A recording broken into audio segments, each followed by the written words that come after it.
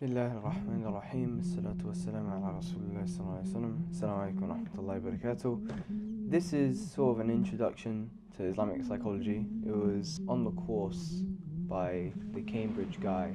Forgot his name, but he's very well known in America. What's his name? Abdullah Rahman. Abdullah Rahman. So I remember he done a video, a very famous video, I'll put up here, where he talked about how psychology and Islamic psychology can actually help your marriage. It can help your marriage, which I think a lot of people can definitely take benefit from. But this video will just be about Islamic psychology, so I'll start, inshallah. The human soul, so the soul, it has an innately pure and good nature, which we know it to be the fitrah that calls to halal, that calls to ibadah, and that stops you and makes you fear Allah from the haram. And so the soul, it contains an interplay between feelings and actions that either are aligned or misaligned with the fitrah, so sinning and good deeds.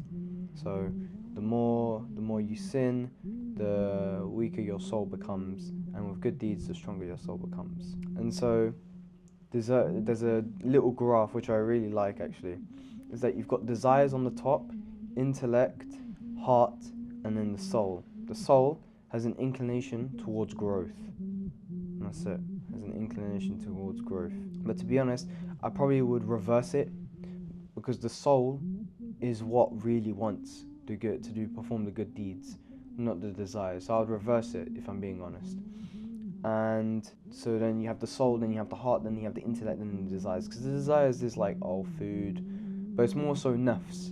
That would be the better word, nafs. So to overindulge, to sleep over, to commit bad deeds or whatever, and that will just bring you down, of course. Now, the difference between Islamic psychology and secular psychology is the placement of the heart. The heart is at the center in Islamic.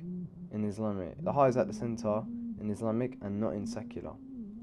So the heart and the soul, that's the focus in Islamic psychology, whereas in secular psychology, it's the mind and how to sort of get around it, how to sort of cope. That's why you have coping mechanisms. And when it comes to specifically Islamic psychology, the soul, because as a Muslim, you believe in the fitrah, you believe that you should be doing these good deeds. Whereas in secular psychology, there is no good and bad. There is no good. There's only optimization. There's that, are your hormonal levels balanced? Are you feeling good? That's it. It's about feeling good for them in secular psychology. Whereas in Islamic psychology, are you doing good? That's it. And thus you will feel good. You will have good thoughts about Allah. Regardless whether you're doing sin or not, you should always have good thoughts of Allah. But you should always have a guilt and repentance. And so a good sign of a good heart is that when you do a good deed, you feel good. But then at the same time, when you do a bad deed, you feel bad, because you know who you've disobeyed. And so the Shaykh, he then went into say how to develop the soul. So to develop the soul, tazkiyatul nafs, so purification of the soul, refinement of character, and you got to struggle against the desires of the soul. So what does that entail? So purification of the soul, I would read absolutely this book, so Seeking Knowledge, Dawa, best book you could probably buy in terms of tazkiyatul nafs. Everything you could learn about in there. And subhanAllah, I haven't even gotten all the way through. I'm not even halfway through. SubhanAllah, there's just so much in that. Refinement of character, learning the sunnah and the etiquettes. For example, when you step in the house, you say Bismillah, Assalamu alaikum to the family. You go, you don't cut your ties with your family. You're nice with your friends. You share your food. All these sort of things that are sunnah, that we can implement in our lives to better our character. Every single day or once a week, you pray duha. The duha prayer. Prophet ﷺ, he said there's a hadith where Prophet ﷺ, he said that the one who regularly prays the duha prayer, he is of the oft forgiven, the ones that are commonly forgiven. That's it. So you can do that. Struggle against the desires of the soul. This, you can implement little things to stop you from sinning. For example, going to bed late. Funny enough, Ashton Hall, there's one clip where he said the temptation for sin is most at night, or potent at night. And subhanAllah, that is truth.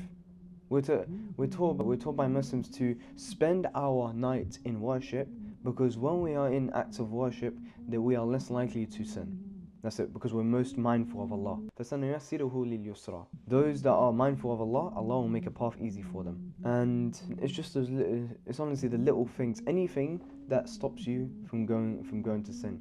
For example, if you know you're not going to use your AirPods for any other bit, if you're not going to watch a video or whatever, then don't bring your AirPods, because that may tempt you to watch music, or to watch or listen to music. Or if you know you can, put on a series, put your phone in your pocket, and that's it. Just literally listen, make your journey for the whatever matter that you need to tend to, and that's it. Just literally do that. So I hope that's beneficial, inshallah, and that's just a small introduction to Islamic psychology.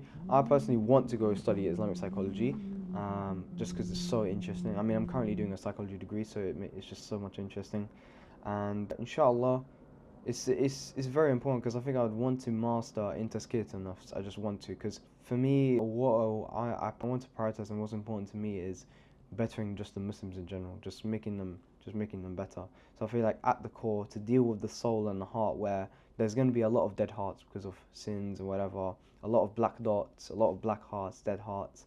So I feel like with Islamic psychology and essentially tazkiyat an-nafs, that would be a goal for me to just sort of be able to accomplish, and so I could help other people as well. As-salatu was-salam ala rasulillahi sallallahu alaihi wasallam, amma ba'd. Assalamu alaikum wa rahmatullahi wa barakatuh.